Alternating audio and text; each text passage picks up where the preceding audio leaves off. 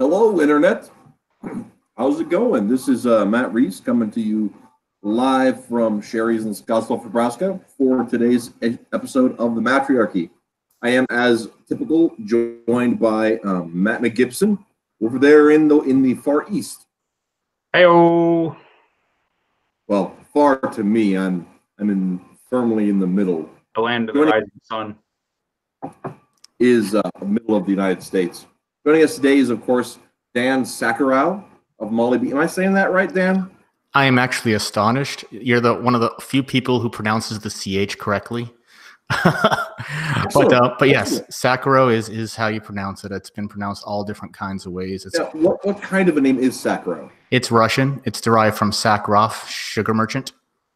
So my parents on my father's side come from that region, and it's That's actually very interesting. My one of my partners, Barry Tetz, his family has some Russian way back when too. He's from a fishing country near Portland on the Washington side up there, but there's a lot of Finns and Russians up there.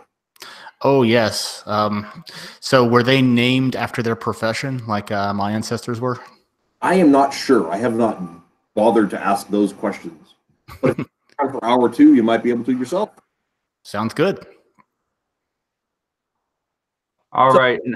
How do you want to start off the interview portion? What exactly is a Molly Beans is what I would ask. All right, go for it. Yeah, there you go. Okay, what is a Molly Beans? Well, technically, if you look it up on Urban Dictionary, it's slang for amphetamine capsule. It's a drug. It's an inside joke. I wanted to give my character a name that sounded innocuous, but actually had a strange double meaning to it. A few people have picked up on it. But really, what is a Molly Beans? Well, it is a webcomic that I publish twice a week, Wednesdays and Fridays over at mollybeans.com. And it concerns the day-to-day adventures, if you will, if you can call them adventures, because the main character is a software engineer. So from the outside looking in, her life is fairly mundane. But that's only if you look at the surface. It deals with her daily travails, her love, her work, her family, and her doubts as she struggles to make her way in a world where she's buried in student debt, and she's at times way in over her head, but also very capable. It's a strip that's kind of my attempt at a Peanuts or a Calvin and Hobbes, in that it's sort of a quietly philosophical exercise. There's a lot of inner monologue with allegorical personalities, just like how Calvin would speak to Hobbes, his stuffed tiger that would suddenly become anthropomorphic. She would talk to imaginary images of the one photograph she has of who she believes is her father and have philosophical conversations with him. And most recently, she's speaking with a version of her 12-year-old self that's highly sardonic and very critical of her, and often insults her. So that's my way of saying, like, hey, she's still got a lot of things on her mind, a lot of doubts, even as she deals with her day-to-day stuff. I started reading the archives, and I haven't caught up yet.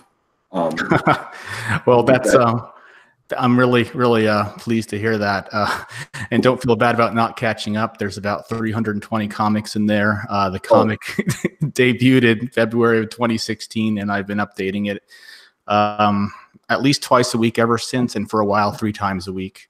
Yeah, I mean, and I've got a webcomic myself that has almost a decade worth of stuff. So I mean, I get that entirely. Yes, I tend to find a new webcomic and then binge it in as time allows. And I do exactly the same thing, especially if it's a serial story. Yeah. So I love to just, wait a couple months and then go back and read 50, 60 comics or however many are up. And I've found that many of my readers tend to do that same thing. They usually check in every couple months and then catch up and binge through it. Yep. And one of the things that I was most impressed with Molly's story is the frailty that she has and how she perceives her limitations, much more than the people around her does, and gives it that much more weight to it. Not in a way that seems like sometimes there's a temptation with that kind of story, that kind of very introspective, for the protagonist to have kind of the poor little old me aspect to it. That's not Molly's character at all. She sees her failings, but it's not something that consumes her. That's just one aspect of personality, and that she tries to get beyond that. And I've just really appreciated seeing that journey. Well, thank you very much, and you're absolutely correct. The one aspect of her character that I think allows her to be that way that you were just describing was when I was designing her character. I'm an engineer myself, so I like to think in fundamentals. I like to think like, what's the foundation? Once I can grasp the fundamentals, then I can build up on it. So what I wanted to do was present a character who is at her core very Aristotelian. In other words, she's very pragmatic. She's very empirical, but she also is very humble. She knows that she's bright, and that's why she knows how little she knows. It's kind of like the reverse Dunning-Kruger effect. She knows that she has a lot to learn, but she actually welcomes that challenge. And although her failings are at times very difficult to deal with, she sees them as the biggest opportunity to grow. And that's another aspect of her Aristotelian nature, is that she subscribes to an aspirational progress. So like every day is better than the last one. We're progressing from an imperfect past to a better future. So it's always a forward-looking thing. So yeah, okay, I blew up the project and I got in trouble for it, but now I know not to do that again, and I'm better for it. Right. So one of the other things that, I'm not an engineer. I'm actually in human services, and I have a background in literature somewhat. But I've, by the process of growing up when I did, and having knowing a little bit of command line stuff and having to fix my own machine from time to time, I know enough about it to see that there's a lot, to see the undergirding of that part of the story, the technical code that goes into stuff. And I think it's great. And do you hear, are there a lot of people that might complain or not understand the code aspects of things, or is it pretty well understood with your readership? Well, to that point, I mean, the one thing that I try to avoid is to make up jargon just to sound like I know what I'm talking about. So every one of the things that I add that are technical are based on reality, either things that I've done or some things that I've heard other people do. And I try to craft any kind of tech joke to the point where you don't have to get the technology, you just have to get the feeling that might generate. And that's what I try to center my jokes around, is, the human aspect of it. And if you don't necessarily get the jargon, then at least you understand where it's coming from. So like in the event, like as an example, like there was the comic in which Molly left her messaging application on all weekend long, and it was constantly writing a line of output to a file. Right. And after an entire weekend, she created a file that was several hundred gigabytes in size. And you didn't have to understand like what exactly, a messaging application that would write to a file would actually entail to understand that she left the faucet running and now there's water everywhere. Right. I thought one of the other parts that was just really poignant, that really hit me in the story, there was a moment when Molly's sitting there staring out at the I think it was an accounting department, because you're in a program that eliminates the accounting department. Right. Yeah. And just the weight of something like that. And of course we're living on this verge of a society where that's just becoming the form of our society in so many businesses and industries that it's just, there's something that remains very real about that. Right. Yeah. And that's unfortunately, I hate to say it, this wasn't something that I wrote, but this is something that actually did happen. Like there were, several, like maybe a dozen or so people manually entering data for live scoring games, and we eventually just automated all that away. And they unfortunately lost their jobs, and that was a sad moment for me. But because I hate seeing anyone, lose their livelihood. But creative destruction, which is the name of that strip, is always something that's very difficult to deal with in the short term, because you've literally destroyed a group of jobs, but hopefully you have created other jobs, hence the name creative destruction. Right. So in the long term, it may be of benefit, like it frees them up to pursue other work, but on the other hand, they don't have an income. So there's that. And that was the problem she was dealing with. She's very pragmatic. And as an engineer, she understands that this sort of thing is inevitable over time. Like even in my career in IT, I've been in the field for 15 years or so. And a lot of the work that I began doing in the field is now completely obsolete. Like they don't need me to do that anymore. Like just with, for example, the preponderance of cloud-based systems in Amazon and Google and Azure for Microsoft, an individual with very little experience can spin up a whole cluster of hardware with a click of a few buttons, and that renders a whole like low-level, entry-level like help desk and or network engineering obsolete. So there's that. And that's just the sort of thing that happens in any field, especially a technology field. But yeah, Molly doesn't like it because she has to actually look at all the people that will no longer work because of something that she did. So what was your inspiration behind creating Molly? I wanted to create, what I was after primarily was I wanted to depict what was, in a way, my ideal kind of person. She's extremely bright and extremely competent at one particular thing. And that one particular thing is something that she's really enjoys doing. So when she works on that particular thing, she's really doing a good job, like the best possible job she can do. And that one particular thing that she's good at is very valuable. So she wakes up every morning, and her productive work makes other people's lives more efficient, easier, makes their jobs less complicated and cleaner and more efficient. And at the same time, while she's hyper competent and very bright, she's also very humble. And she knows that she has a lot to learn, and every day she hopes to learn something new. But every day she hopes to leave her sphere of influence a little bit better than she did the day before. So to me, if we had more people like her, then the world would be a much better place. So I wanted to depict a character like that, and to also, like I said, she's very Aristotelian, and as am I. So I'm very empirical. I'm very grounded in fact, and that's a very liberating way to look at the world, because if you accept that you can understand the world, that it's not necessarily an unfathomable mystic place, then all of a sudden you have much more control over the things in your own life.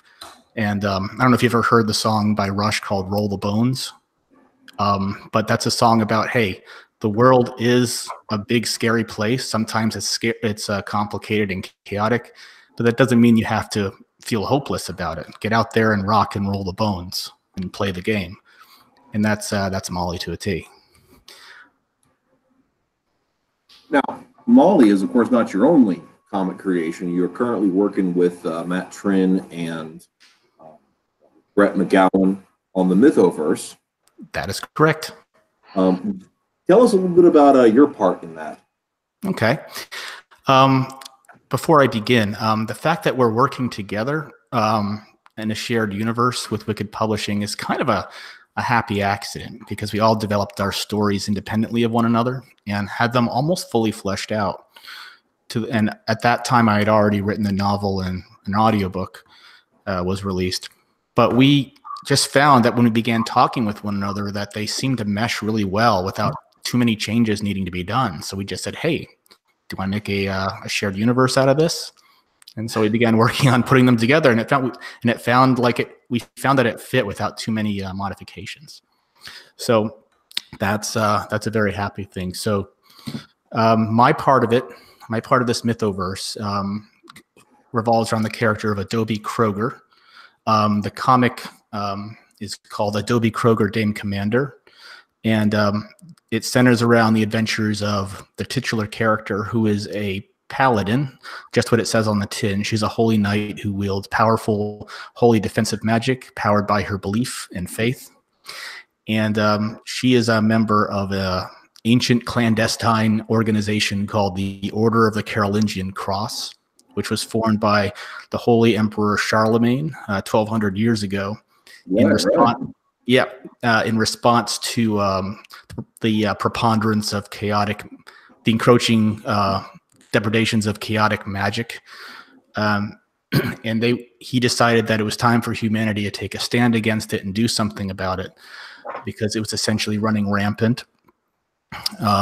So in reality, there were 12 peers of his court that were the original paladins. In this reality, those 12 paladins were literal paladins, and they literally had the holy magic of the divine love of God and creation at their disposal, and they beat back the evil magic wielding hordes. And while they eventually won that battle, the order grew in size and strength until by the time we reach the modern day, they are essentially omnipotent, and they steer world events from the shadows. They're behind every last government in the world. They have millions of agents that answer to them. And Adobe Kroger is a young, inexperienced trainee paladin on her first mission as the comic begins. And the events that sprout out of this first mission and everything following will have far-reaching ramifications for the world and the Order of the Carolingian Cross as a whole. She is sent out to rescue a group of girls from a depraved demonic cult, and she has two companions, a wizard named Casey Crumb and what is called a Myrmidon, which is a non-magical combat expert. That's probably the best way to explain what he is think John Wick with superpowers. He's an extremely lethal assassin with hyper-focus, and he has special quirks that make him all the more deadly. So as the comic opens, they are getting ready to raid this cult in a skyscraper and rescue a group of captive women. And everything that happens as a result of that sets a long chain of cause and effect that leads into the novel. That is also currently available, called Adobe Kroger Knight Errant. And that's currently available on Amazon as well as on Audible as an audiobook. Now, when it comes to, I was actually going to ask you, so are you religious yourself? I was raised Jewish. Right now, I consider myself spiritual. But if I have to say, I have to say that if there's any religion whose ethics and morality I respect the most, it's Christianity. I really think that the ethics, I can't disagree with any of them. Like, even if I can't say that I believe that Jesus is my Lord and Savior, I greatly appreciate the moral grounding that those philosophies give. I mean, it's probably the most, probably the strongest in line with my own moral code. Yeah, I've always said the Bible is written really well for a book, even if you don't agree with its teachings, like especially about the afterlife and divinity. There's a lot of really good moral lessons in there for anybody to take away about, treating others and how good comes back to you in the end. There's a lot of great stuff in there. The thing I wanted to ask you about with religion, now when you're talking about demonic cults and things like that, see, that's kind of something that's always it's always bothered me, I guess. It's just kind of freaky. How do you feel in writing these things with your religious background that you have, like kind of disconnected from all the central religions, but still like feeling something spiritual? How do I feel about writing like evil? About the occult, essentially. Yeah. About the occult? Well, I've always been fascinated by it. I honestly think that therein lies madness, though, and And I honestly think that pursuing that is not necessarily conducive to a healthy life, but doesn't mean I don't find it fascinating. I definitely have done a great deal of research into it. I haven't necessarily liked a lot of things that I've seen, but I can definitely appreciate the appeal. And I feel that I'm able to detach myself from it because I feel I have a strong enough foundation in who I am as a person. That's good. That's good. Now I was thinking, I'm gonna assume you're familiar with Hellboy. Yes, I mean I have read a couple of the issues. I've seen the movies. Not a huge fan of the character, but I do love the design, and I do love the general premise of it. Yeah, one thing Mignola is a genius. Yes. Yeah. Finding out his name is Mignola and not Mignola ruined my life. Yeah, and someone's like, "Oh, it's Italian," and I was like, "I don't know. I just kind of always read it as Mignola, like granola." But yeah, the reason I bring this up is because Mignola himself has actually talked a lot about how he has to do a lot of disturbing research for the Hellboy universe, and to get these different ideas, he has to go and find actual cults, or not like seeking them out physically, as far as I know, but he has to look up some occult stuff and things like that. He said before it's like really disturbing, a lot of the stuff he steps through. I don't doubt it at all. I actually had some intention in some of the later Dobie Kruger novels to include some stuff that's really discomforting for me. And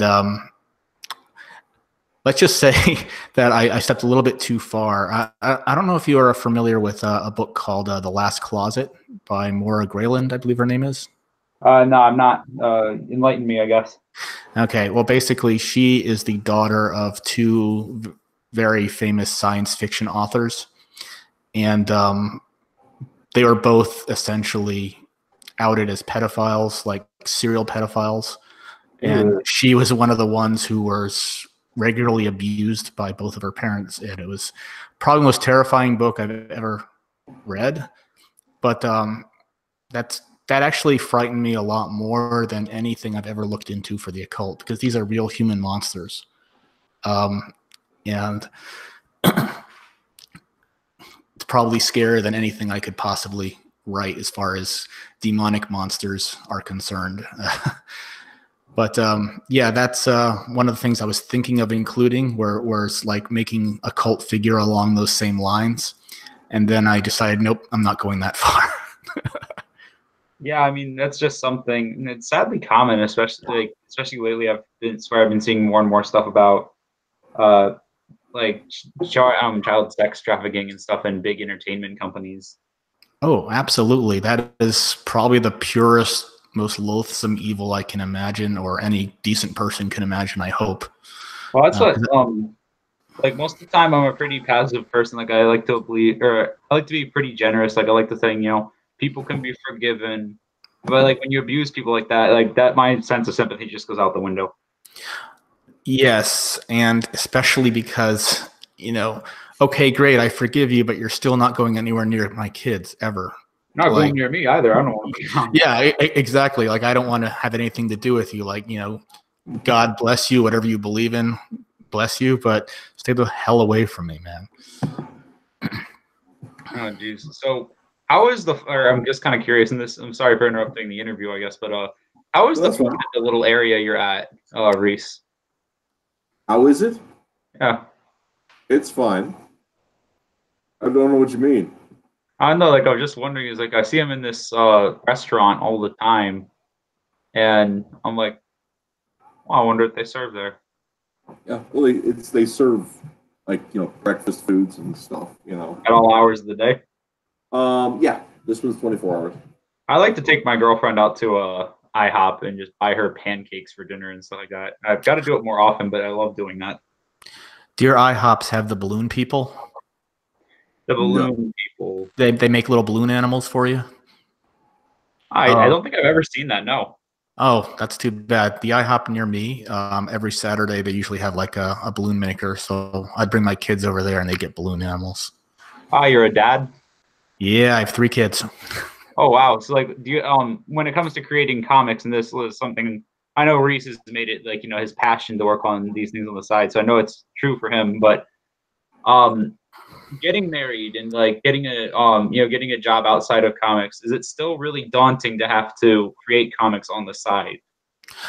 Um, Definitely time consuming. That's for certain. I mean, I put out the comic twice a week, and I'm writing Adobe Kroger and a couple of other things.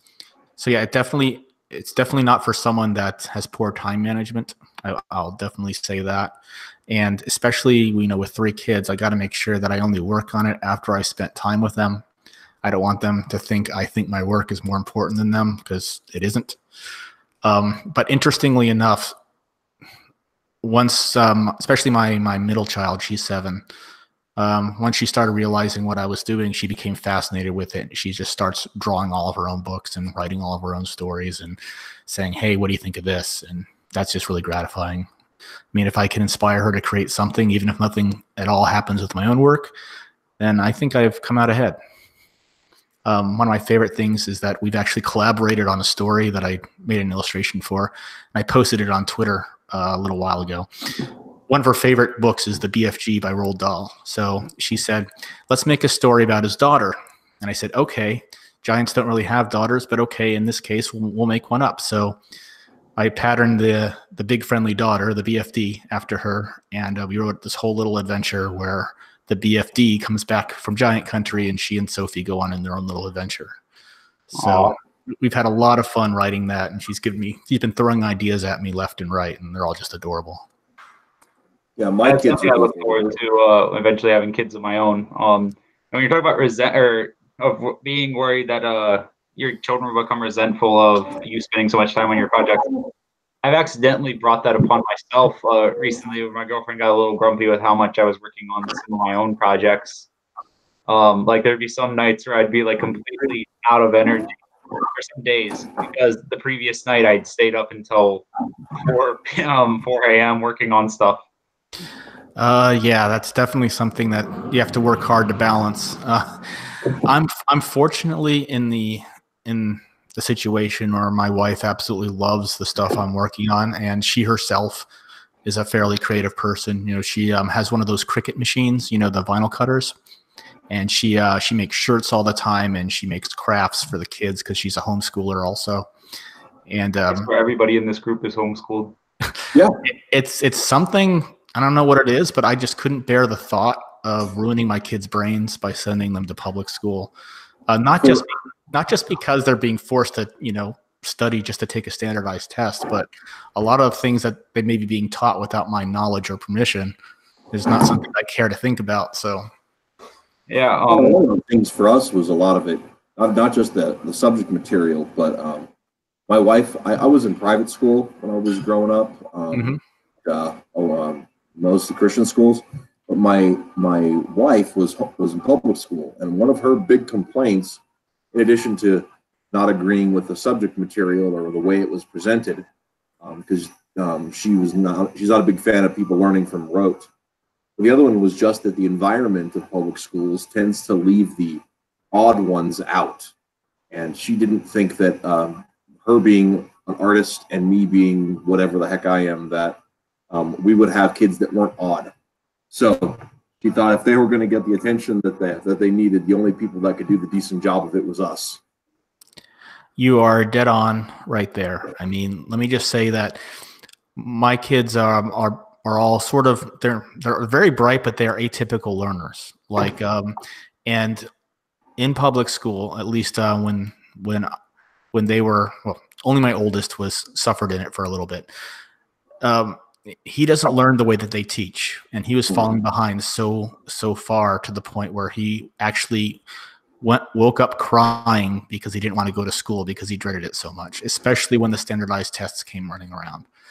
So I think that was what cinched it for us. We don't want our kids to be tortured every single day, because what's the point of life if you just get up and are tortured? So on top of all that, my second child is so precociously bright that she would not thrive in an environment where she was like she would intellectually rebel at every turn.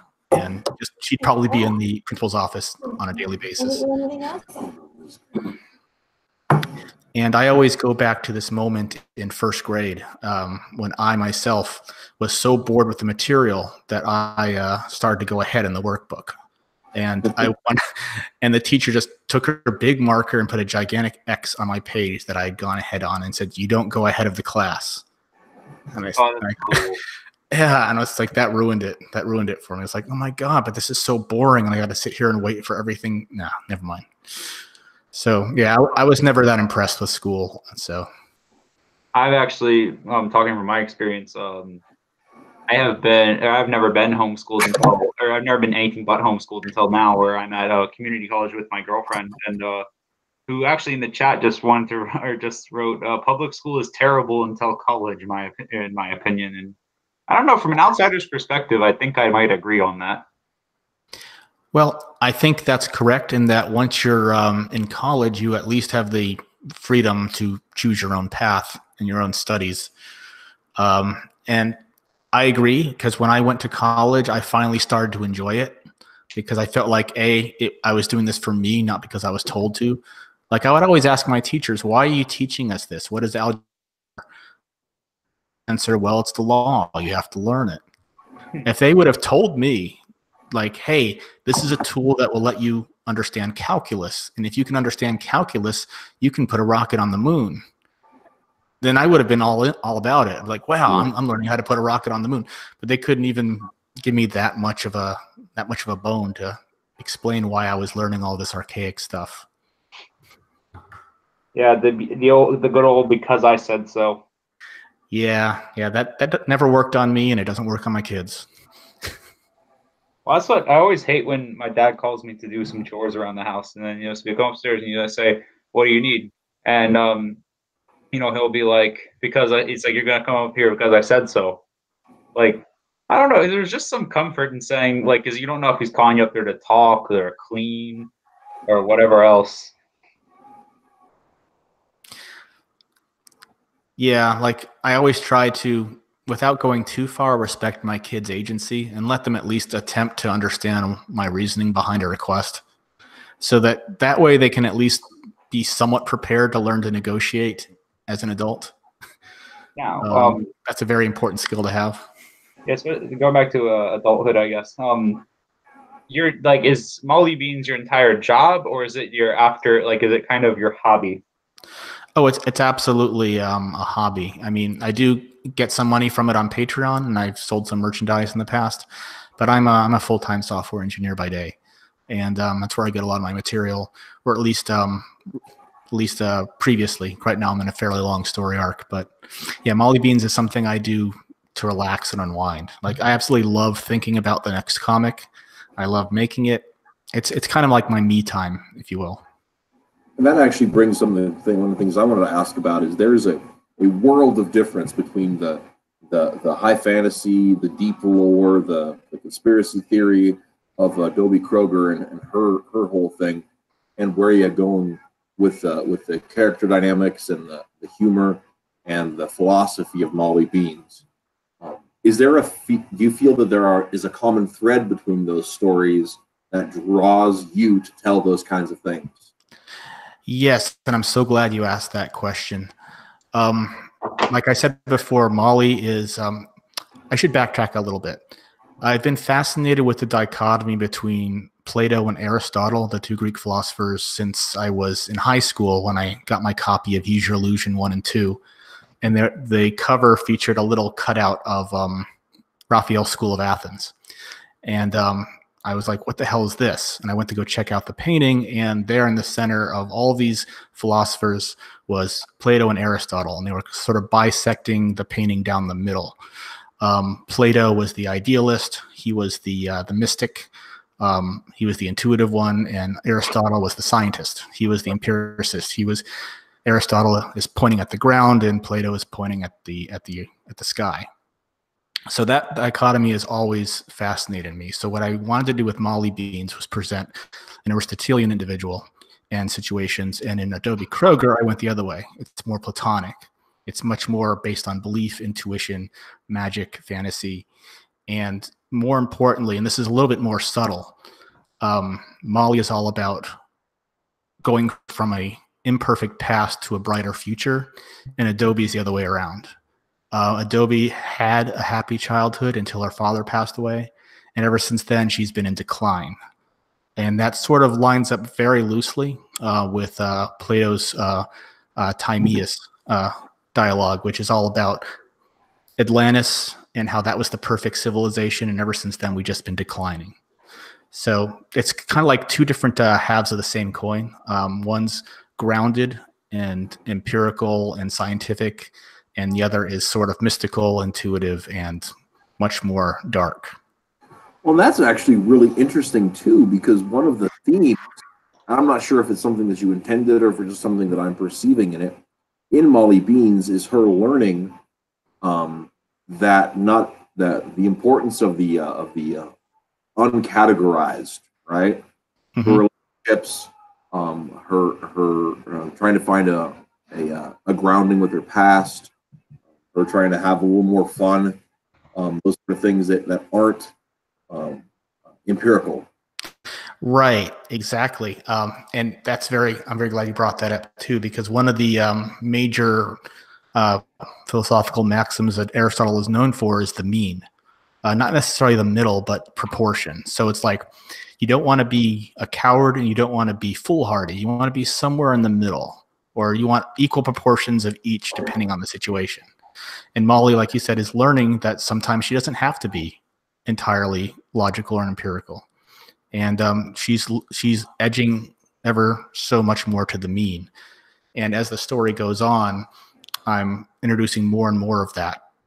Like she finally realizes that, hey, there was a big problem at work. Your coworker Kim wasn't available to fix it. And normally she would flip out over that, but now she's learning like, hey, it's okay. You know, I'm not responsible for everything. I can't save everybody all the time. And I'm just going to enjoy the moment I'm in right now. You live in the moment because it lives for you, is what I like to think. And you're absolutely right. That's a very good way to think about it, because, you know, the moment is all we have. You know, the past is gone immediately and the future hasn't happened yet. The future doesn't exist yet. Yeah. Exactly. Yeah, funny. I actually just managed to set up my girlfriend who's started texting me about going to IHOP tomorrow or for a lunch date. So I guess I got to thank Reese for that one. Thank you, Sherry. There you go. Making those connections happen. Absolutely. IHOP for the win. Really good. I can't wait. I'm just thinking about chocolate chip pancakes. I have to ask you this. They give you those 4 choices. They have old fashioned, butter pecan, strawberry, and blueberry. But am I the only one who usually just goes for the old fashioned? I only do old fashioned. Like, I'm not willing to experiment enough and try the others. One of these days, I'm just going to have to try those other flavors. I'll be completely honest. I am in all of them. Bring them all. Just mix them all together. No, I don't mix them all together. Not at first. Whenever I've got something like that, I'll take the different kinds that I know I like, and I'll separate my. I mean, it makes it sound like I'm doing it overly methodically, but I'll have, you know, a little bit of this and a little bit of this, and then I'll combine the ones that I think will taste good, like apricot and raspberry are really good together. So, you know, I mix it up, and I'm always looking for new flavors and new ways of making things work. And you know, just and actually thinking about that, I hadn't really thought of it since we're talking about story. That's kind of what I do with stories too. I like to write stories that have a little bit of detective story and a little bit of horror and a little bit of this and that, and just kind of take those genres and those idioms and mix them together in a way that makes something a little different than I'd seen before. And that's I love that with breakfast foods, and I love that with stories. Well, that's a very good point, and I absolutely agree with you there. I am sort of a fearless in the kitchen. I may have to emulate that at some point. I usually like the familiar for the most part when it comes to food. Now, how old were you when you started? You said it was 2016 when you started with Molly Beans, but how old were you when you decided that you wanted to make comics in your part, or like as a hobby or as like a way to unwind? Well, I actually did a webcomic way back in 2000 to 2005, and I had so much fun with that. The problem was back then we just didn't know how to monetize it, so it got too expensive. But I've always wanted to do it. I've always wanted to tell stories in some form or other, regardless of the medium. And I just absolutely, some of my idols were cartoonists. Like Rumiko Takahashi is my biggest influence, and I love how she told her visual stories. So, yeah, it's been since I was 25. Like I've been wanting to do all this, and it's been ever since. The whole problem was just finding the time to do it and finding that proper balance where I'm not giving up everything for it, but still doing enough of it to fulfill my artistic itch. And if I can make something that connects with other people, that makes it all the more fulfilling. So, yeah, one of my favorite things about joining this community of I want to say, like, I think it'd be fair to say, like, kind of CG adjacent, but like, is meeting people. Like, I've made a lot of people that I've been very happy to meet. You know, Reese, Carl's Amateur Hour, Nachos, who's a regular here. Might not be tonight though. I don't blame him because it's like 3 in the morning wherever he is. So, I've just loved meeting people and making friends and being able to share my doodles and various other things like that, and get feedback on them. Like I just changed my profile picture on Twitter tonight, and I've got people, you know, saying, "Oh, I like it," but like, here's what. Because I asked for suggestions, they're like, "Oh, well, here's what you would do," and I'm learning a lot just from that. I couldn't agree more. And here's exactly how joining this little corner of Twitter has benefited me. I mean, all it took for me to meet all these like-minded people was just a post that I had backed Jawbreakers. And you wouldn't believe how many people said, "Oh my God, I'm so glad you're backing this," you know. And I met so many great folks just from sharing that one little thing. Like Avid Comic Reader, he's a great guy. I love Dollar Bin Reviews.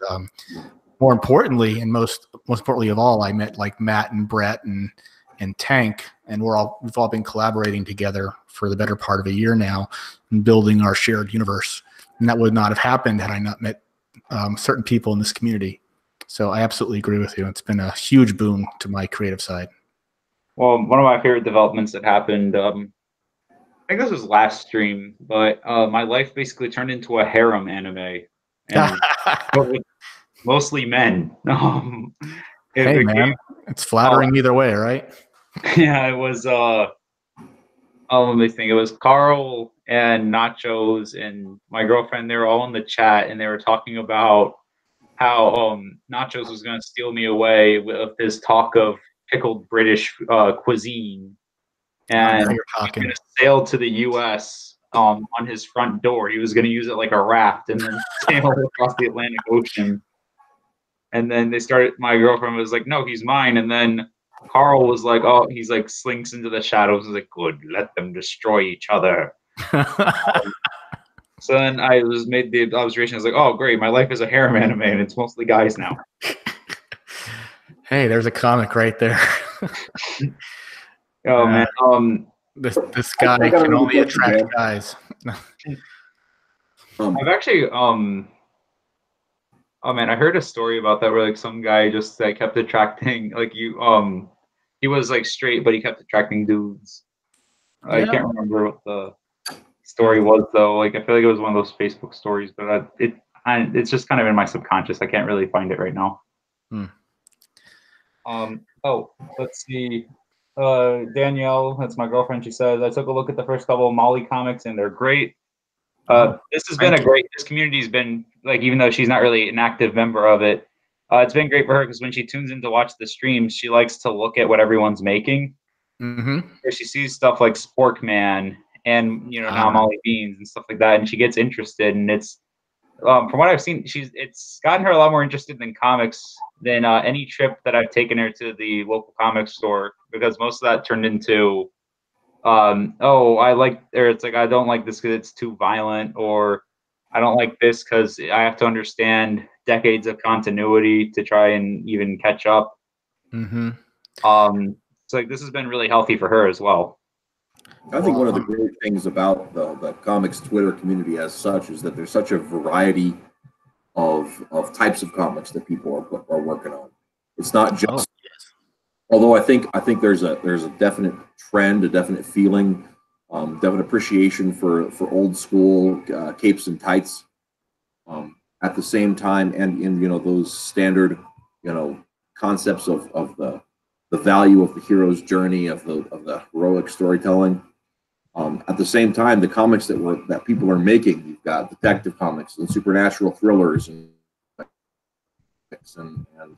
got your capes and tights stuff too, but it's not exclusively that. It's just a lot. It's just the common thread is the people that believe in heroes. I think that's really something to see. You've nailed it. I mean, it really comes down to like this character is trying their best to do the virtuous thing. They may not succeed. Like, even Spider-Man failed all the time, but he was always trying to do the virtuous, heroic thing. And that's really, it's something that's inspiring, and there's not nearly enough of that. And it is absolutely inspiring to me to see all the different kinds of talents, writers and artists and inkers and colors all collaborating organically. And that's just something that's inspiring. Now, here's another question for you, Dan. You said you had a webcomic back in the early aughts. What was that? It was called Life of Riley. It was sort of a send-up of the gaming comics of the time mixed with the favorite elements of mine from Riku Takahashi and some Dragon Ball Z stuff. It was all just like a nerd geek out anime gaming comic. And that was, I think it's still up on a site called Pyrocam. This individual very graciously archived all those old comics because I still have them somewhere on a drive somewhere, but I haven't put them online in well over a decade. But right. This individual archived them, and they should still be available. So it's pretty crude, and it's definitely of its time. It's because in the early aughts, like every webcomic was about computers or gaming or something like that. And not everyone. A lot of them were. A lot of the big ones were. And a lot of big ones.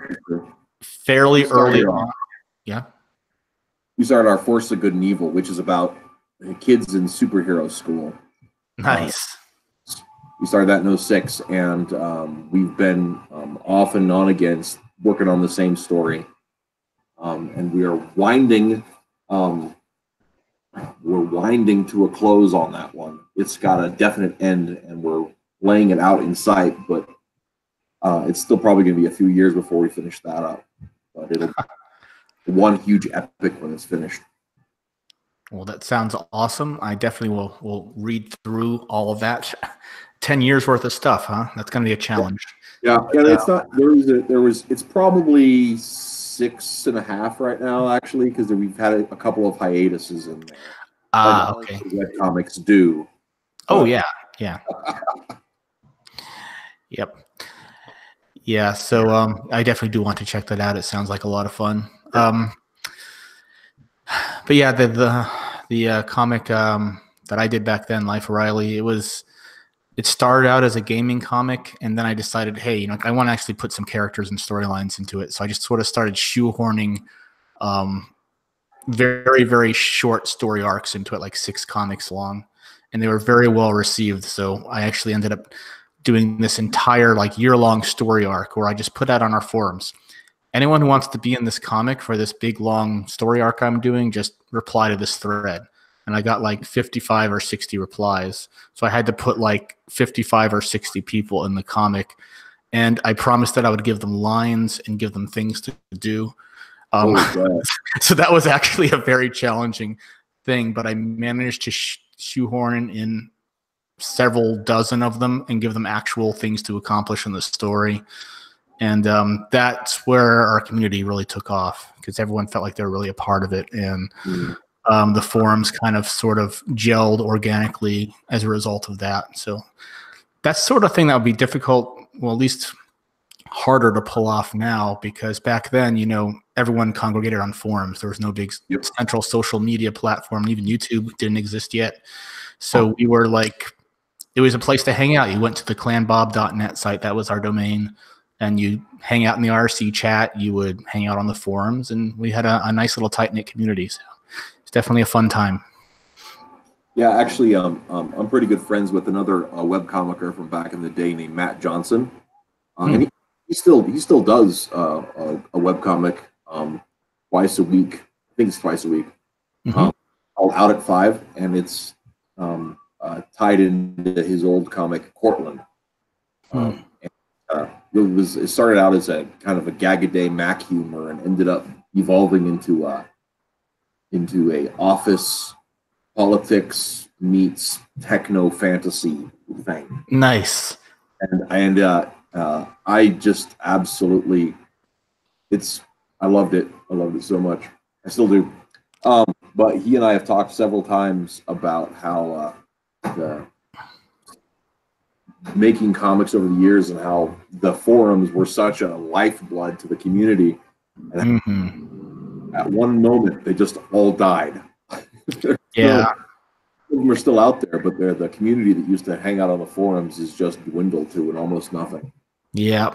I have tried to launch a forums for Molly Bean, but it's just not something that people are interested in anymore. It's like Discord now and all that stuff. So, well, I think part of that's the nature of Twitter and Facebook and how they run on apps. So when something's ready. Yeah. That's a whole. I'm really happy that a website like Webtoon has come along, where it's essentially like the YouTube of webcomics, where it's a huge centralized area. You know, before YouTube, you could find ways to upload video to the internet, but it really didn't go mainstream until YouTube came along. This is true. We actually had to host video on our own site, and that didn't last long. It completely destroyed our bandwidth. So. Oh my God, I can't even imagine. Yeah, it was nasty. And God, like hemorrhage ash. Yeah, you'd be astonished how quickly that devours the allotted bandwidth you have for the month. So yeah, we did not do that for very long. Now, I was just thinking about something. Now, I wanted to ask the both of you. Now, I know you're both right. Although I guess you do the art for Molly Beans and for your other projects as well.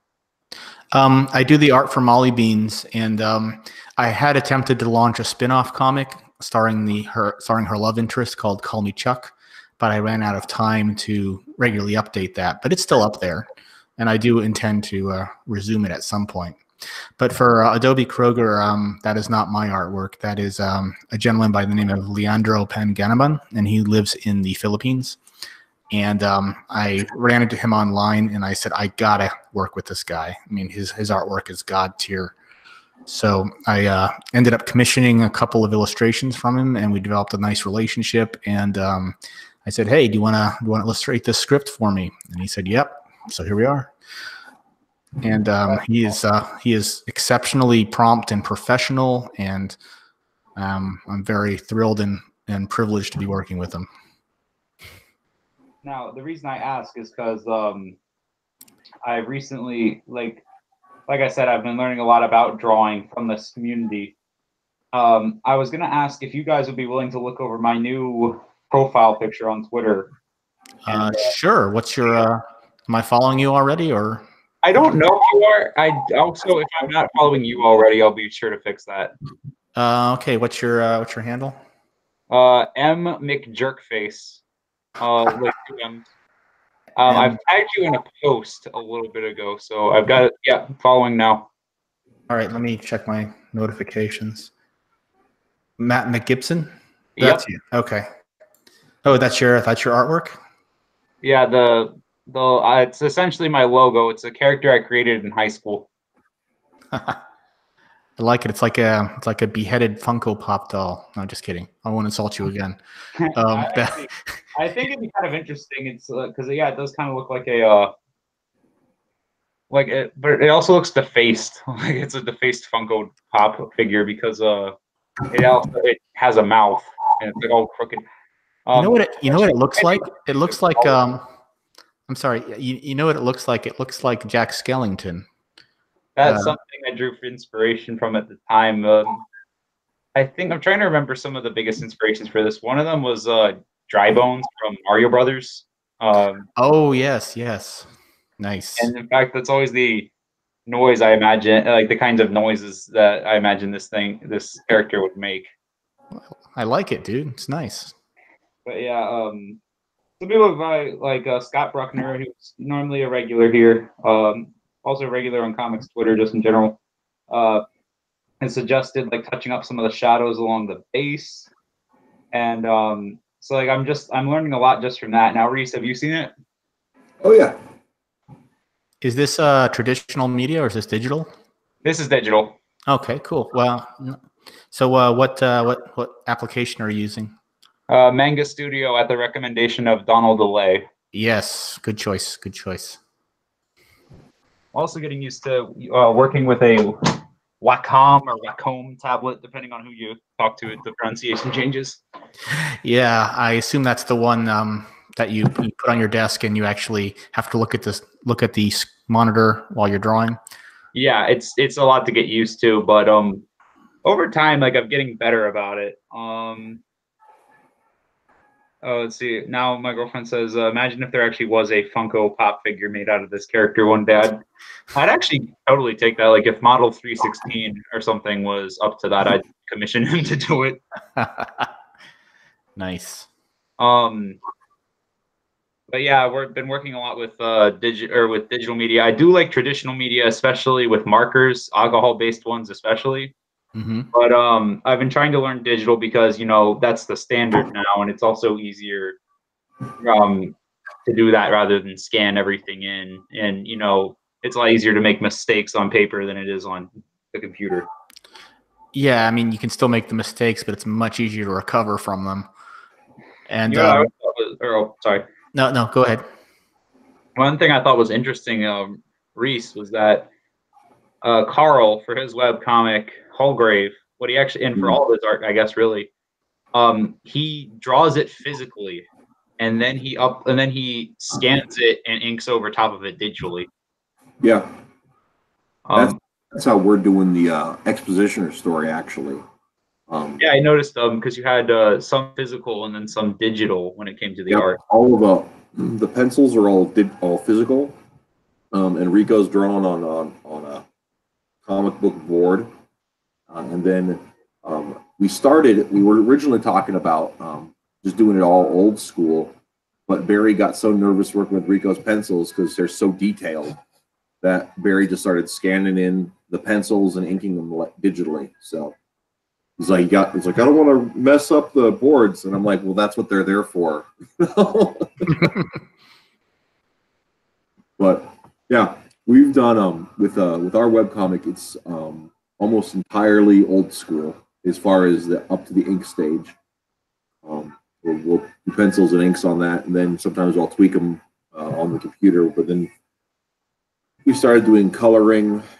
Just pretty recently, within the last couple of years, and I'll just do that on the computer. Eventually, I would like to get one of those tablets like Donald DeLay has. It's where he's got the massive touch screen for his computer to work on. Just because it is a little unnatural to draw on the Wacom tablet. It's like drawing while you're not looking, or like when you're sketching something in real life when you're not really looking at the paper because you're trying to get all the detail or like all the rough outlines down. It's a bit counterintuitive, that's for sure. Yeah, I used it for years, and it was, like you said, very counterintuitive. And like a couple of years ago, I went ahead and treated myself to a Surface, and it just increased my productivity tenfold because it was so much more natural. Maybe that's a route I can take too. I've just got to keep things in mind and keep saving money. We are now joined by Mr. Barry Tetz. Hey, Barry. Barry. Hey, guys. Just jumping on when I interrupt. Now, are we gonna have? Do we have Barry? Like, are we gonna have Rico tonight? Unfortunately, we can't. Rico got called into work. Well, that happens, I guess. He's the assistant manager at a place here in town, and somebody called in or went home sick or something, and so Rico had to go in. So, the rat. Them's the breaks.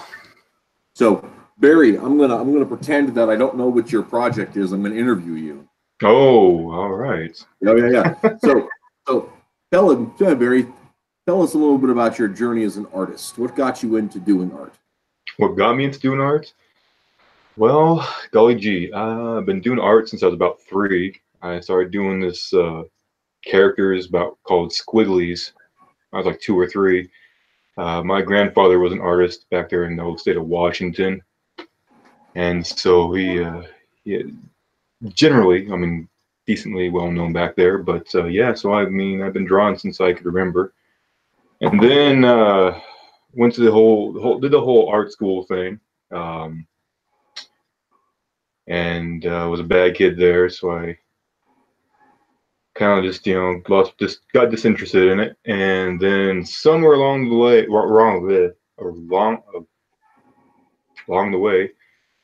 met a friend of Reese's that had moved back to the Oregon, Washington area, and he said, "Hey, these guys are looking for an artist. Why don't you come out to the old booming metropolis of Scottsbluff, Nebraska, and check out what we're doing here." So now you just told a fairly significant lie. That's true. And that is that we do not, in fact, live in a booming metropolis. We live in a population-neutral cow town that happens to be the largest city in the panhandle of Nebraska. But those cows. 27. You have 27,000. Yeah, it's something like that. Yeah, that's about it. So yeah. But booming. We were the largest city in the Panhandle, so that counts for something. Yeah. What's the weather like down where you guys are? Sorry, what was that? What's the weather like down where you guys are? Because it's been pretty mean to us up here. Yeah, it's been a lot nicer. It's been a lot nicer here. If you guys are over, where are you located at? Are you in Minnesota? I'm from right around Baltimore. Yeah. Yeah, it's been the last 2 days has been very, very cold. I've been I walk do my morning walk down to coffee every morning, and yeah, today I actually had to bundle up for the first time in a long time. It was, I don't know, at least what was it, 10 below? I don't know. Yeah, well, when I left the house this morning, the thermometer read 8 below. Mm-hmm. I was talking to somebody at the training I was at, and I guess that with the wind chill, they were saying -20. Yeah, that wind was biting. So, but I was in a car, so I didn't notice that. Yeah, but anyway, back to the booming metropolis. What are some of your artistic influences? Well, as Reese knows by now, that I'm an older guy, so I loved. I got wrapped up in the whole image boom of the '90s. So Jim Lee for comics, most definitely Jim Lee for comics, Mark Silvestri. Even to a degree, I was a fan of Cable and Deadpool and X-Force. So I guess Rob Liefeld. Don't hold it against me. Traditionally, I love Norman Rockwell. That's just always great. Alex Ross, Marvels was amazing when that first came out. Marvels was revolutionary to me anyway when I was a kid. Alex Ross's stories, along with Kingdom Come. So yeah. Now I'm gonna brag just a little bit, not personal brag, but Okay. here in our we're not far from the Colorado Front Range, and we have had the fortune in the local comics community of making the friendship of Ron Fortier who was a writer for Now Comics and other stuff back in the 90s. He designed the history of the Green Hornet for their run. And he also was a writer for Terminator when they had the rights to it. So Terminator Burning Earth, which was Alex Ross's first comic book work that he got paid for, written by Ron Fortier. And so I actually have a copy of that signed. Speaking of Alex Ross, but yeah, Ron's a really neat guy to talk to, and we've had the good fortune of getting to meet him. Ron's a charm and a sweet guy with amazing stories, as you can imagine.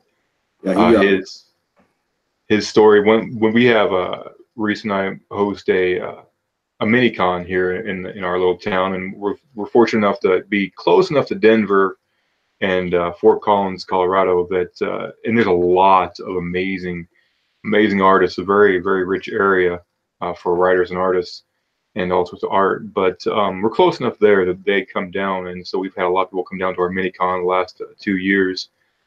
And Ron was here, and especially the first year, we were all very busy this last year. Actually, it was surprisingly very busy. But the first year, he got to share some of the stories about meeting, was it Laird and Eastman? Yep. And the start of the Teenage Mutant Ninja Turtles days, and that was a fun story to hear. I don't know. I always perk up when I hear Eastman and Laird. Like Ninja Turtles is my world. Right? Yeah. When I was a young kid, I went crazy watching that cartoon, and then I found the comic, and I was like, holy, just it was different levels of discovery for me. I was very sheltered. Yeah. It was weird because I remember when we were younger, Mom had bought Ninja Turtles toys, and somebody threw in some of the comics that came with it. Oh, and cool. She's like, oh, what are these like? And she opens it up, and there's some blood, there's some violence, a little bit of cursing. Like nothing too extreme, but definitely nothing like the cartoon. Right. Now, the other thing about Ninja Turtles that's actually pretty relevant, I'm really excited about, is in a couple of days I'm going to go meet Rob Paulson, he was the voice of Raphael on the original Turtles cartoon. He also has done a lot of other stuff, and I'm really looking forward to that. Yeah, that's really cool. I love voice actors. I follow a few of them actually, and I mean, I'm not sure if you guys are familiar with Critical Role at all, but that's a bunch of voice actors who are Laura Bailey, Travis William. Yeah. They're married. That's kind of weirds me out because of all the characters that they play in the same franchises, like Guile and Chun-Li from Street Fighter. Yep. They're all their names escape me, but Travis and Laura. But the DM for that is McCree on Overwatch. Overwatch, yeah. Oh, what's his name? I know, it slipped my mind. He also played Deadshot in Injustice 2. Yep, he's an amazing voice actor. I mean, they all showed off on that show too. Yeah. Oh geez, what's his name? Because Matt Mercer. I'm about to say it's Matthew something. Matthew, yeah. So. But what are you working on right now, Barry? A little project that's pretty much all my own. Really, it's really kind of like an homage to all of the old good artwork I've done before. It's written by this little writer named Matthew Reese, and I don't know if you guys know him because his last name's spelled a little different than some guy that you guys talk to, but and the art is a fantastically drawn by our very good friend who is just too good to be on the show tonight, apparently. Yeah, we all heard he got called in. But yeah, it's we're working on a character that when you explain it, when you just say the gist of him, sounds very, he's very common. Honestly, it sounds like, oh, it's another Batman, another street vigilante type guy. That's what expositioner sounds like. But the more you get into it, the more you pull back the layers and get into the character. I'm drawn to him because all the street characters all have a grit, and as you guys know, Reese writes great characters, and this guy stood out a little bit as the ones that we were looking at because he is street. A lot of the characters we all have are very fantastical and stuff. But the Expositioner, I think I said Executioner, but Expositioner is very straight. He's a character that just does not ever give up. You know, he has tons of flaws, which are just fun to work with, obviously. And yeah, it's been a fun ride. We actually have two stories that me and Reese were talking about. Actually, one before this one, and then this one's kind of took off, and Reese was talking to Rico with it, and they just kept on developing it more and more, and fleshing out more and more, and it's become the kind of like the poster baby for what we're doing right now. Well, let me talk a little bit about the character of Expositioner. Yeah, he's yours. Yeah, no problem. But he is a street level urban detective. He does have superpowers. He's strong, vulnerable, not invulnerable, but heightened toughness kind of thing. Captain America's power set. But the big part of his story is that he is he's a vet. He had an honorable discharge, or less than honorable discharge, which fits into our universe's alternate history and its lore a little bit. But he took a job as a professional superhero and uncovers. This is all before our story. He uncovers a conspiracy, and he ends up having to go on the lam because he's made the wrong people mad at him. They won't quit being a superhero. So despite the fact that he's on the run from the cops, he's on the run from other professional superheroes, he's working on the fringes of society, but still he's dedicated to solving crimes and to helping people out and protecting them from in any way he can. And in that, he runs across this series of monster attacks in his town, where this monster has been going through tearing up businesses and properties, and some people have gone missing. And he thinks there's a commonality between those things. So as he investigates these missing persons and these monster attacks, that's what this story is.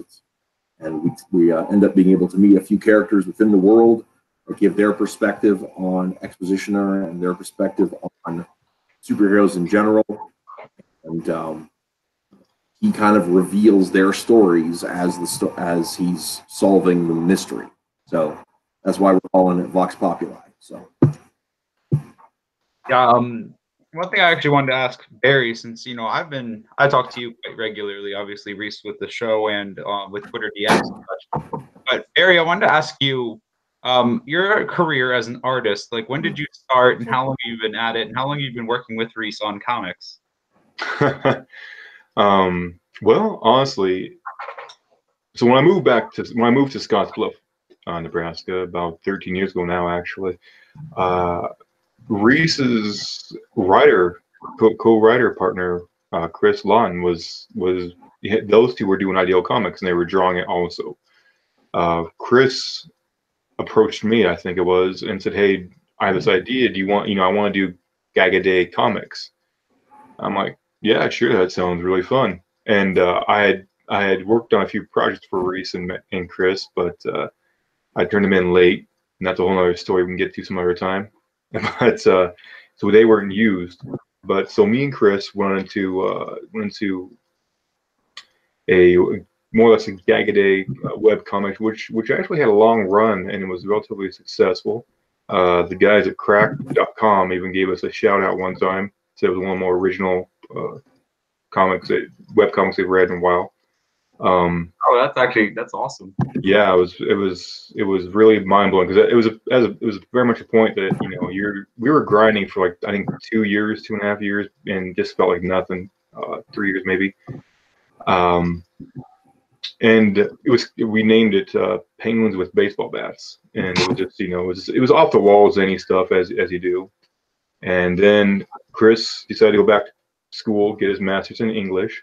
So Reese and I were sitting here just kind of just going back and forth. We did we worked together on a few of the Penguins comics to keep it going a little bit, and then he enlisted me in a project we have not finished yet, but we keep on adding to and working on more and more. The Adventures of Gilboy, and that might come up sometime in the future. But then I think I own the first issue of Gilboy. If isn't that the ones available on Comic Central? No, that's actually a different one. That is Croak. Yeah, that's Croak. Yeah. Gilboy is things I've been really meaning to read, especially since I have I guess a close relationship with the team at this point. But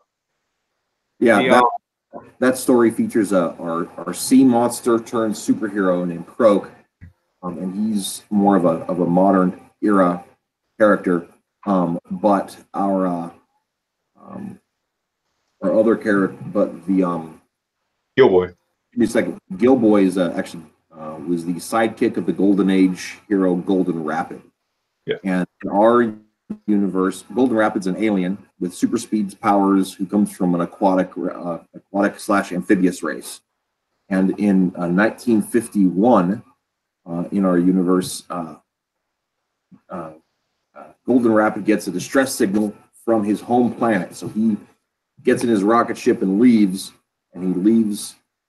Gilboy Henderson behind to man the shop. And when that happens, we have a whole macro series planned out where Gilboy has a series of adventures. And he's not really a boy anymore. He's grown to be a young man, obviously. But that story is called The Strange Wanderings of Gilboy Henderson. And the first issue is all penciled. That's where that is. Yeah. We have to. It's quite the undertaking. But anyway, so we worked that, and then I did a few issues of some artwork for the IDEO Comics guys at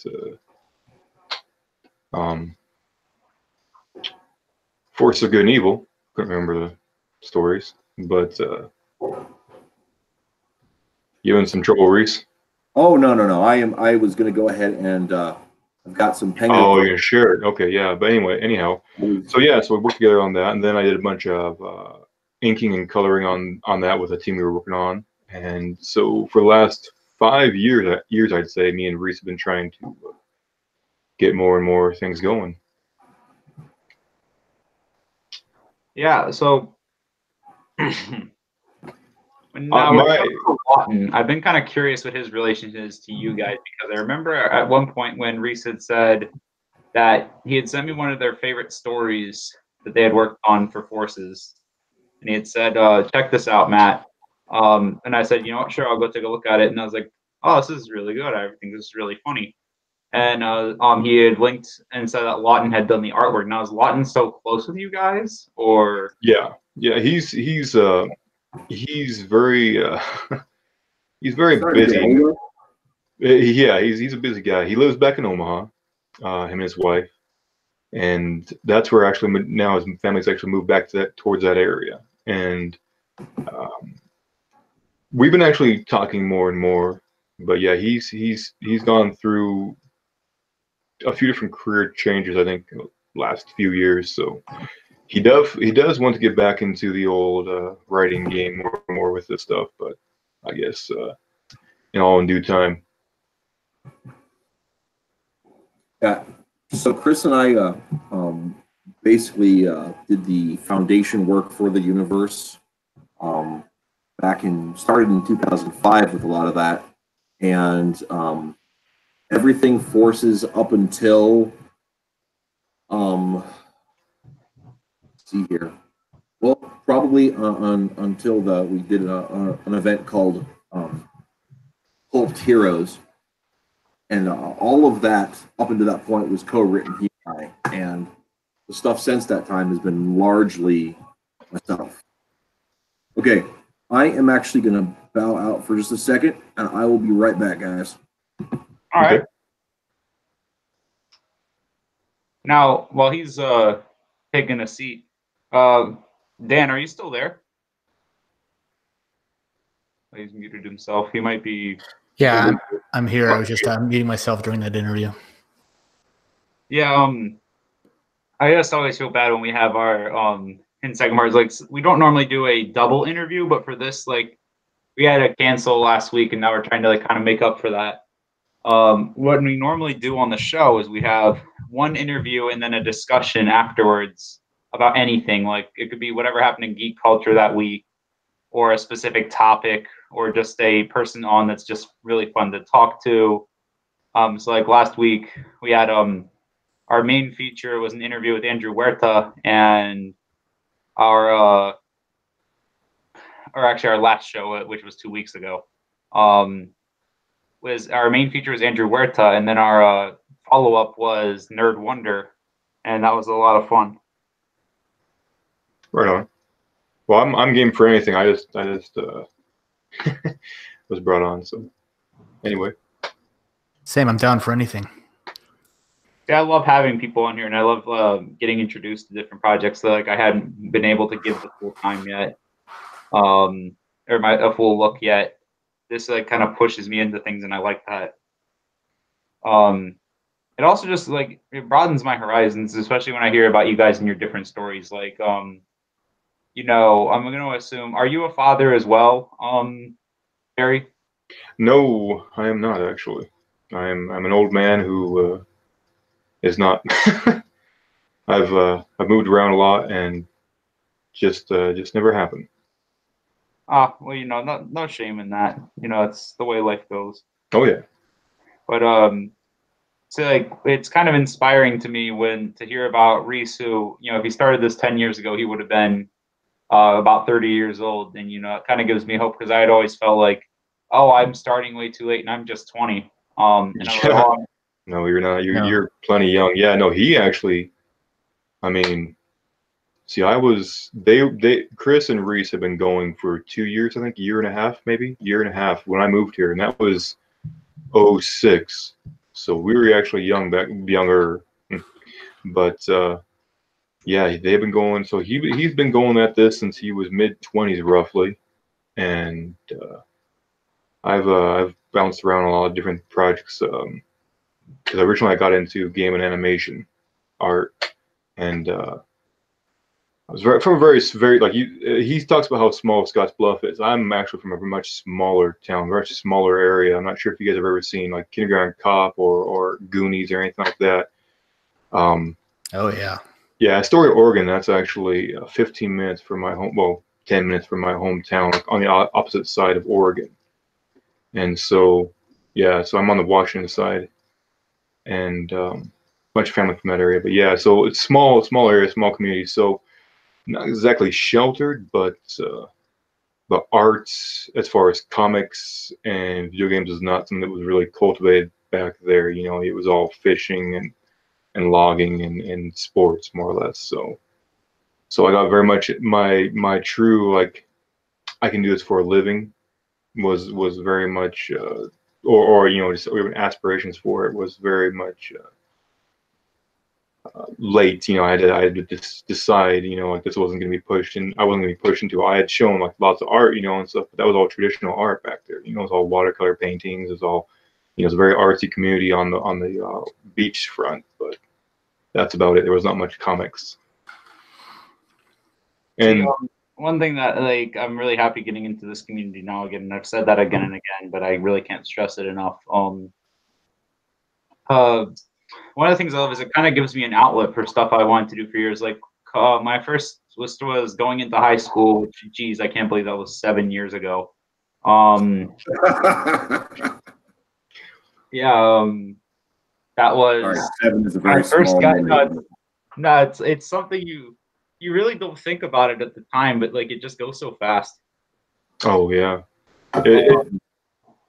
you will hear that for the rest of your life, and it'll be true every time. Yeah. If I can interject something real quick, don't worry about getting started too late. Because don't forget, Frank Herbert didn't write Dune until he was in his 60s. Yeah. And Stan Lee and Kirby didn't get started until they were in their 40s. Yeah. So it's never too late.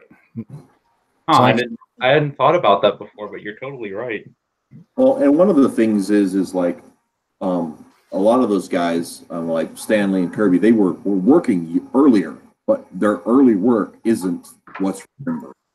It took time and a world war for them to become the people that made the brilliance. You know, Absolutely. It's that experience. It's that life experience you can bring to it. And weather and wear on it. You know, I'm looking, one of the projects I'm hoping to get done in the next within the next year is a short graphic novel that I'm working on with one of my friends, Rolf here, and he's the guy who's doing our art for Forces right now. And it's a spin-off from our webcomic that's going to be called I've Gone to Hell. It's about our characters, Chad and Greg, traveling with Demon Priest on a spring break vacation to hell. And it's got some nuance in the story that I was not emotionally capable of writing when I started plotting the story in 2007. And it's taken some time for me to be able to.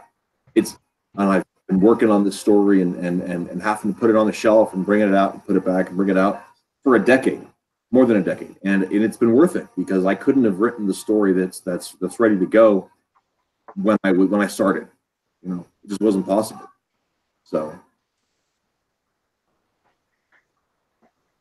Yeah, I mean, throughout, like I said, when I started high school, I didn't really know what I was like. There was other kids that are like, you know, they know me. Like, they were like, oh, this is what I want to do with my life, or this is the direction I'd like to take. I was kind of directionless. Like, I had some things I was like, oh, maybe I'll do this, maybe I'll do that, but I hadn't really thought about it too much. And then when high school came around, there was a show or a animated thing or a series on YouTube called The Battle for Dream Island. And it was essentially just the show Survivor, but with inanimate objects, and it was made by two 12-year-old kids in California. And surprisingly, especially for 12-year-old children, it was put together pretty well.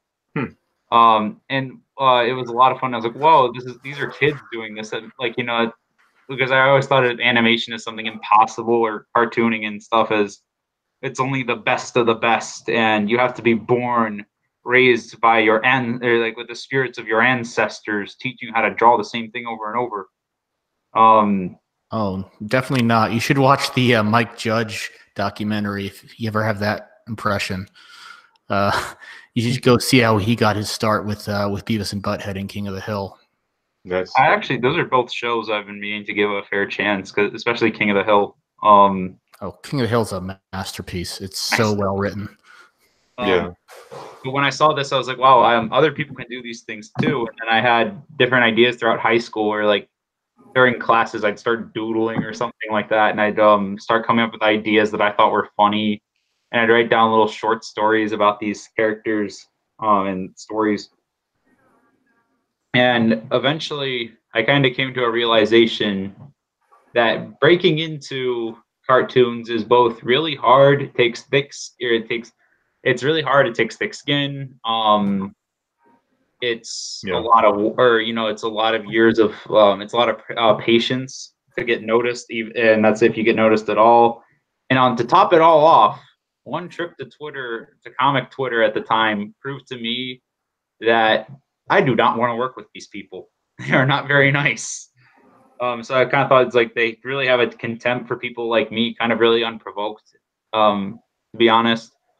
And so I just kind of gave up on it for a while, and I had some ideas, and I was just like, oh, well, I like doing this. And eventually, when this stuff rolled around, like there was kind of the revolt in the comic industry, and there were people that were like, they had a similar mindset to me, and they weren't a-holes. They were actually pleasant people. And that's when I kind of thought again, I was like, well, you know, maybe I don't have to give up on doing the comics and cartoons that I wanted to do when I was younger. Like, I don't know if I'm going to, because I've had other plans. Like right now I'm in school studying psychology. I'm planning on becoming a clinical psychologist if all else fails, which surprisingly makes a good money. Well, that doesn't have to be if all else fails. You can do both. And being a clinical psychologist will give you a fountain of information. It does. Honestly, there's a lot of stuff I've come up with, usually because of some really abstract thought, or because I'm like, oh, well, this process means that this character would think like this. One of the things I always talk to people that want to be serious about art or any kind of passion business is there's always a period in your life where your 9 to 5 exists to pay for the 5 to 9. Yeah, it's like a fertilizer for your crop. Yeah, exactly. And like you got to keep yourself in snack cakes and ramen noodles. I mean, you have to, you know. Yeah, there's sacrifices you really have to make, and was also, but you know, or with an artist, it is a lot more uncertain than other jobs. Like, you know, if you're going to school and you're studying, it's like, oh, I'm going to be an engineer. You know the end good, or like, you know, the path you need to take to get there. But with art, you're like doing this all by the seat of your pants. Like, you have no idea what opportunities are going to show up when, and are you prepared to deal with them when they do show up? And that's something that, like, studying psychology or like having that backup or really kind of academic goal has really made me feel a lot more comfortable with myself, because I know that I'm working towards both dreams at the same time, I guess, because I do like psychology and I definitely want to help people, specifically or kind of like what Reese does, honestly, helping people with special needs and the like. But yeah, this definitely gave me a positive outlet for all these things, and I'm really happy to be doing this. And the other thing I'm really happy to know is that it feels just like I always imagined it would, like talking to other people about these things, coming up with ideas. It always imagined, like, I was like, oh, well, if I was a cartoonist, what would it feel like, or what would the experience be? And it feels just like I imagined, and it's awesome. Yeah, that's one of the best. That's the collaboration, the enriching environment that you get just from being creative with somebody else, just from just shooting the breeze with them that is into the same sort of thing is amazing. It's something I never had growing up, and you know, I found it in this little town, and I can completely relate to that. You know, I completely relate to a lot of things you touched on there as far as direction and stuff. One of the funny things too is the artist's life. Hang on. The artist's lifestyle is a solitary one, right? I mean, it's you and your pad, it's you and your keyboard. You know, you spend all this time thinking it through and working it out and everything else. So one of the benefits, and it kind of makes it, I wouldn't say it makes it worth it, but it definitely makes it livable, is to be able to find the community to share those things with and to bounce ideas off of, the people that can step up to you and say, that's not a good idea. Why don't you try it this way? And that's one of the things that I really appreciate as far as that. And then, see, I feel like because someone was like the negatives, it's like, well, if we work from home, it means that you're not going to be interacting with a ton of people. And I was like, great, you know, being raised homeschool, I was like, this is my specialty. You see, I'm always really amused by that argument, because in school, the teachers always said you're not there to socialize. Well, that's the other thing is, at least with a job, it makes sense for that. But, like, you know, you're dragging kids out of bed, putting them in these, like, you know, uncomfortable positions. Granted, I don't have a lot of experience with this because I've only started going to public school now, and it's, you know, very different. I'm going on my own accord, not because, you know, I was supposed to. Yeah. And I wasn't sitting for 8 hours a day. Oh, sorry, I have a bit of something stuck in my throat. So sorry, I do want to go back and I don't know what all you talked about while I was gone, but I did want to back up a little bit too. Something we forgot to mention when talking about Chris. Expositioner was actually Chris's creation. Where he started, called October Leaves. But I did it's actually sort of funny. The name was originally just a placeholder in his script because he couldn't think of a good name. And I said, I think that sounds like a great name. So if you think the name's dumb, that's my fault. I actually had somebody, like, I got into a bit of I looked into the maw last weekend with some anti-Comicsgate folks. I was just trying to get people to, you know, not make wild statements, and they decided that I was being mean. Anyway. I can't imagine you being, like, I know you've said it before, but I can't imagine you being mean. I can't. Is he being sarcastic, or is he being... Sorry, man.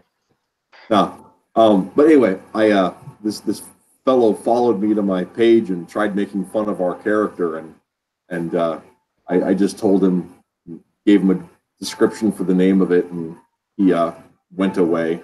So. Well, yeah, honestly, like I don't get the hostility of some of these people. Like unless you're being really nasty, like I don't know. That's the other thing is I feel like there's not really there's not like a negative version of this. Like there's not anti-comic skate live streams and friend groups and events and stuff like that like you see over here. Or if they are, they're really obscure because a lot of it just seems like find this person, try dogpile them, try to get them removed from crowdfunding and social media sites. And it's just all negativity. Yeah. They don't like things that are different than them. It's not logical. It's it's exactly the opposite. That's why it's I think there's a couple it's the mob mentality. One thing is that like being outraged and it feels bad, but it also hits a lot of those dopamine receptors in our brain. So when you get excited about something, there's a rush to it, and so people especially people who don't find some creative or productive way of making themselves excited, anger is a perfectly reasonable way to do that. To at least it seems like that. And I think that's a part of it. And I think everybody, I mean, I've been there too. I'm by nature, I'm an angry person. Irish blood. I think so. That's part of it. I'm not as an excuse, but I think there's a genetic component to that. I do think that there is also a cultural component to that, because my father was an angry person, and I mean, not entirely, but when he'd get mad, You know what I mean? And that's on. But I mean, but with that, so I'm saying, I'm speaking from a certain amount of experience that getting yourself worked up and working that out, it's a rush, and it's so easy to get addicted to rushes. But I think one of the things that I just think, and the older I get, the more I just am convinced that's the way to live. That we need to find ways of trying to speak peace to situations and try to assume people have the best motives, and knowing they probably don't, but assume they do, because you can't prove a person's heart, nor is it really your business to. Right. Yeah. That's definitely something I think about. I'd like to think these people come with have good intentions because inherently the word social justice warrior does have the word social justice in it. Like you try to think it's like, oh, they're trying to do the noble thing, even if their methods or some of the ways that they're taking some of the issues are very screwy. Other times there are other specific people that I don't want to engage with whatsoever just because they seem like really bitter people. And like, there's some people that I've actually met from Anti-Comic Skate that were actually very friendly. They were very civil, disagreeing about things, and they walked away, they walked away happy rather than cursing me out or anything like that. And geez, sorry, I'm a little congested tonight. Well, you're fine. Here's a bit of a segue thing, Dan. I know we spent quite a bit of time talking Molly Beans, but I know one element or set of elements that you have used in there is that there are some of those hot button issues, social issues that occasionally get addressed in the strip. That's correct. It felt like you've handled them with a fairness and an honesty that is entirely free of a forced agenda. What was your calculus with working those in, sticking those things in there? Well, I wanted to make sure that one of the biggest things that I feel a lot of writers that address these issues get wrong is that regardless of whether or not you disagree with someone, they are human beings who think they're doing the right thing, as we just were discussing. Yeah. So they're not monsters. They're not these faceless demons who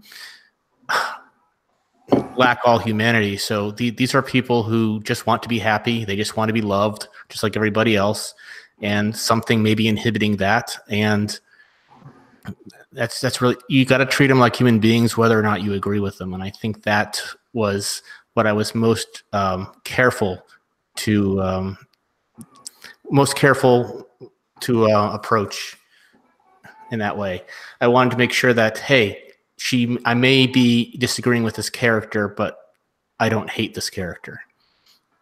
Yeah, that's something I'd like to see kind of die off in comic books is writing. It seems petty when people write their exes or their political opponents in as the bad guy or someone getting screwed over in the book. And it just comes off, yeah, like I said, it comes off as really petty. And someone was just talking about that the other week. That's a long-standing tradition in literature. Yeah, well, like, I'm not talking about like just saying like, you know, you're not happy. Say like, you're not happy with the practice of slavery. So like you write, and let's say from a Civil War perspective, so you write about that and how you think it's evil, and that's in, you know, if you do it very naturally, and you go about it the right way, it's going, even at the time, you're going to sway some people, and it's going to be able to convey an argument. But other times, it just comes off as, oh yeah, look, you think this, oh yeah, well look, I'm my character stabbing you in the face. So how do you feel about that? Oh, look at you. I think that's a definite thing. But I do want to share one particular anecdote that I love. So you guys are familiar with F. Scott Fitzgerald, I assume, right? Wrote Great Gatsby. Oh, sure. Yeah. Right. He was well known for using his own life experience and people he met as templates for the characters in the books that he told. So it was not uncommon for, in fact, the circle of friends that Gatsby and crew runs with are all based on people that Fitzgerald grew up with. Yeah. And one of the in fact, if I'm remembering the story right, Daisy was specifically based on his I think first fiance or serious girlfriend who they broke off because Fitzgerald was really poor, and that was before he met his wife Zelda and everything. And I'm going to forget which book this was about. Later on, he had written after Gatsby was a wild success. He wrote another novel, and I can't remember the name of which one this was for the story. But this particular gal, the one that Daisy was based on, and he were at a social function, and so she walked up to him and said, which character am I in this one? And in front of everybody, Fitzgerald looked at her in the face and said, "Which bitch do you think you are?" Oh my God. Yeah. So apparently there's some bad blood there, but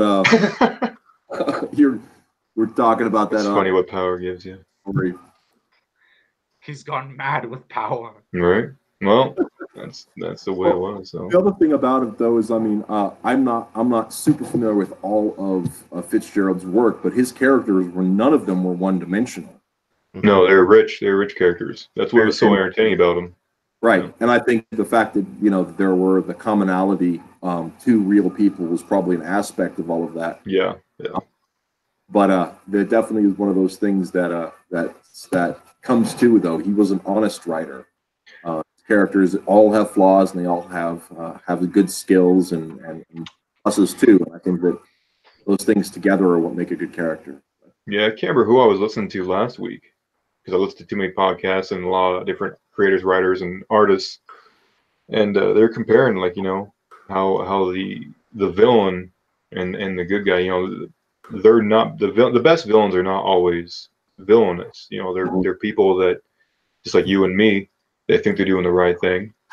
They want to do the right thing. And what they're doing is what I'd say sometimes, especially with horror villains, it's a different case. But like when it comes to a villain's motivations, like you have to they should be understandable. It shouldn't just be, as much as I do love 60s comic books and stuff like that, there was a whole lot of I'm evil because I'm evil. Right. Well, you get that still, but yeah, absolutely. Well, yeah, I just want to rob banks. Yeah.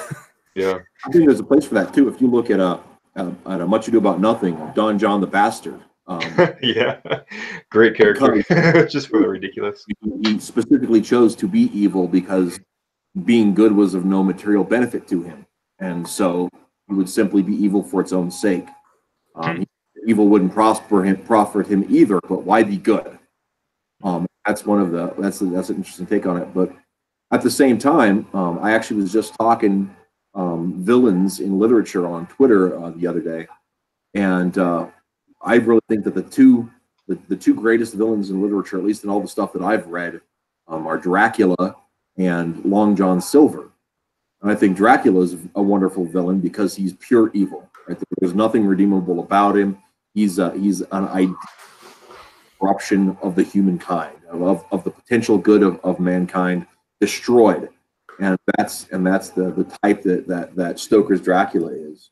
On the exact opposite coin, Stevenson presented with Long John Silver a character who has, he's deceitful, he's murderous, but he has a claim to the treasure, and he has one weakness, and that's his affection for Jim Hawkins. And so he becomes a full-fledged human being who happens to be an evil human being, and that is a remarkable character in those. And I think those really, for me, that's the two greatest villains in the canon. It's very interesting. Now, come to think of it, like I think you can make just bad guy villains that are just bad, and they can still be funny fun. Like even I know this is much cartoonier than anything we're discussing, but like even Bowser, like you just look at him and it's just fun. He's bad because he's bad, but it's still pretty entertaining.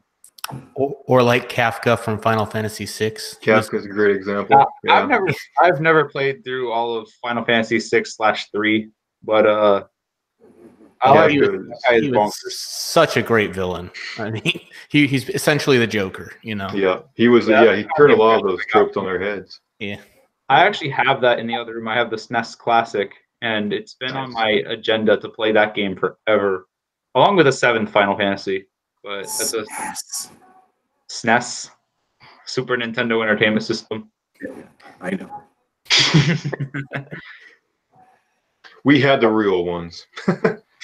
Yeah, that's the other thing. Is that one thing I would have loved is if they made it so that the material the console is made, the mini console is made out of, it like got sun bleached like the original Super Nintendo did. Oh yeah. And it turned that like really weird shade of like beige gray. There's a beige, yeah. I thought that would have been a cool touch. Let's see, comments from Carl. He says Magic Joker is best friend villain. I'm talking about Kefka.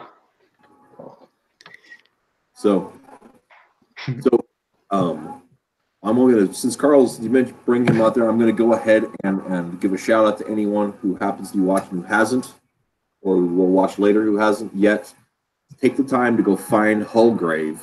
That's Carl Toon's webcomic, and it is so much fun. I'm so proud every single time I hear the word Carl Toons, because that was just me one day talking to him and saying, why isn't your name Carl Toons? And like he's pretty much just like a couple seconds later, his name gets changed. Yeah. So So it's like a proud father moment. Hey Daniel, sorry I didn't see your hi. Let's see. Well, it is getting on close to 9 o'clock, and I can't think of anything else to discuss that was on the agenda that we haven't already. So I have not yet, but I will change in the description links to Molly Beans so people can check that out and read, as well as to the Indiegogo for Expositioner, Vox Populi. And if you like monsters and detectives, you'll probably like Vox Populi. Just saying. I know I'll be back in it. So absolutely. Yeah. And we have a very low threshold on that, so hopefully we will be able to reach over that. Yeah. And, we'll have to have Rico on to talk about the creative process from his perspective as well. But I think next week, I'm not sure what the plan is. So we had a plan, and then I realized it was Valentine's Day, and I was like, we discussed that at all, whether or not anyone's actually going to show up. I was thinking about. I actually talked to my girlfriend about like if she wanted to sit here next to me and kind of participate in or on my side of the discussion, or even just like sit here in front of the microphone, not even saying anything. But like if she just wanted to kind of participate like that, then I would actually let her. But the only thing I'd be nervous about is that it'd be pretty late and it's on a school night. So we would have to set her up with a series of embarrassing questions to make you look bad. The only way we'd have to do that. I think I'm too humble to be embarrassed. That's the most. Well, Dan, thanks for coming along and talking. It's been a real pleasure to have you on. And likewise, thank you so much for having me. It was a genuine pleasure. Absolutely. Nice talking to you. More about now, your process. I think it was Matt was mentioning that you were working on a Mythoverse website as well. That is correct. We have a skeleton site up, and we were intending to release a weekly webcomic that was sort of a gag week webcomic featuring chibi versions of our 3 leading ladies. Oh my God.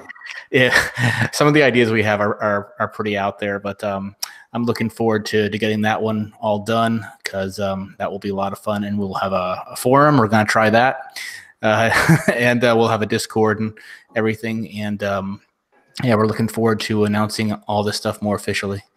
So, well, that sounds really great, man. Keep us in the loop here at the Mattriarchy, and we'll go ahead and pitch it and let people know about that one's out. So I will absolutely do that. All of our 7 fans. You know. We're slowly growing, and I'm actually pretty proud of all of them sticking around. And I've actually had a lot of fun doing this. Dynamite guests. That's the secret. Good guests make me look good. Barry, thanks for showing up today as coming in the other Mattriarchy projects, though. I'm going to be starting up a Discord server soon for just fan discussions, and I'd love to grow that out to discuss nerd culture and other silly things. Yeah, just start it up and just engage, have fun with it. Yeah, Nerd Wonder was actually the one who recommended it to me because she said I had this very radio personality or type when I get people on here and I'm just kind of hosting guests, and she said it would be really good and it would help grow the channel if we had a Discord server. Like it would be a fun hangout, and I couldn't agree more. Absolutely, it's a great way to grow your community. So, sounds like a good plan. So, I don't know what we're having next week, folks out there, but I do know that in 2 weeks, we're looking at having Doug Garrett, who could not make it today, to come and talk Lone Wolf and his various projects, and maybe a surprise celebrity guest. I'm looking forward to that one. Yeah, we'll once we get confirmation, we'll talk about that. But for now, it's hush hush. And but I guess that's all we've got. So thanks for tuning in, everybody. Be sure to throw likes and follows at Dan and Barry, because Barry needs all the friends he can get because he's mean. I'm stuck with Reese, so please. I know it's a detriment being in the same town with me. I'm telling you. You guys have a great night. Thanks for tuning in, and keep reading comics, guys. Absolutely. Thanks, guys.